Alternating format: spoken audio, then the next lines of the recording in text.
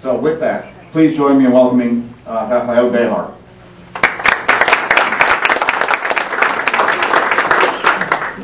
Thank you, Danny.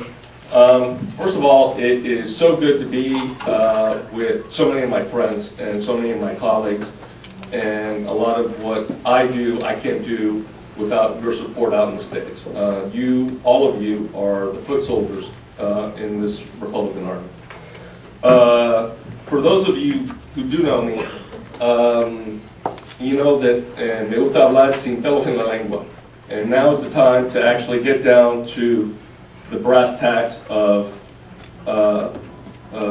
business. And the way that I'd like, there's just so much to go over, and I want to try to touch on all the different points in a summarized fashion. But each one of these categories really has just hours of planning and discussion that needs to go into it from all of you. I'm going to marshal my thoughts into 4 separate categories.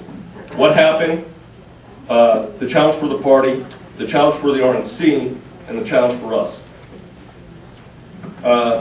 Basically what happened with the McCain campaign was that there was a mindset problem. The mindset was that, and this was completely internal, that John McCain was already good on the issue of immigration, and therefore he didn't need to speak to the issue or to Hispanics because he already had them. And there was an internal mindset within the campaign to say, you know what, let's not open that Pandora's box of immigration, and let's just go with what Senator McCain's record. That was the 30,000 foot problem. Structurally, the campaign, because of that mindset problem, structurally the campaign divided itself within the coalition's operation. And not only the Hispanic coalition operation, but the entire coalition's operation. And you had a dividing reporting structure, and that those of you that understand organization and have been involved in business, and I know most of you fall in that category, you can't have that. So what happened in the campaign is that we had a coalition's division, but running parallel to the coalition division, you had the political division, and that there were regional coalition directors in each one of those regions. And they had completely different reporting mechanisms. And what essentially that created was a lot of turf battle. And you couldn't devise a unified strategy having a divided reporting mechanism. Let me see what else. Also because of the mindset problem, there was also the role, again, not just of Hispanic coalitions, of all the coalitions, was completely marginalized. Everybody thought, let's go, let's get the votes, and relying on old tactics of the past of just, breaking out the numbers and, working it down by the numbers, and nobody really realized that coalition building doesn't happen during the campaign cycle. Coalition happens before the campaign cycle, after the campaign cycle.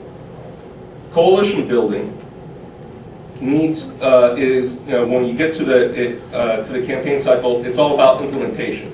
If you haven't already done coalitions before the campaign, there's virtually no amount of mobilizing that you're going to do. Who are you going to marshal? You haven't spoken to anybody, and you can't do coalitions 3 months out of a campaign, 6 months out of a campaign. That's just the truth. And then again, because of the mindset problem, the campaign didn't devote the financial resources into communicating with the Hispanic community. Obviously, I'm not telling you anything that you don't already know. And if you don't communicate with people, quite honestly, how the hell are you going to get their vote? It's not going to happen. So that's essentially what happened. Now, moving on to what are the challenges for the party. I think the main challenge for the party, I know it's kind of been touched upon briefly, and I want to kind of phrase it a different way, is that when I look out on this crowd of individuals, I see conservatives. I see fiscal conservatives, I see foreign policy conservatives, I see social conservatives, I see domestic policy conservatives. The problem with the party, and the problem with a lot of members, is that when they take a look at this crowd, they see Hispanics.